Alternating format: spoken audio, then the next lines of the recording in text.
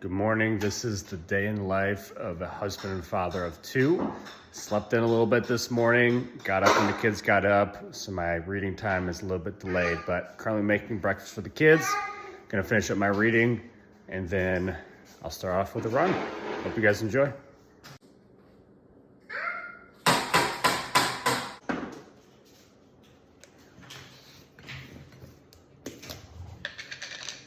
Cat.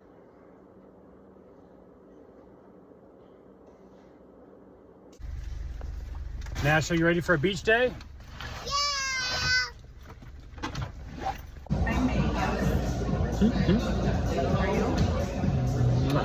I'll leave this What? one on mine. I know, I can feel it. It feels good. Yeah, the cool air is definitely coming. Are you fine with the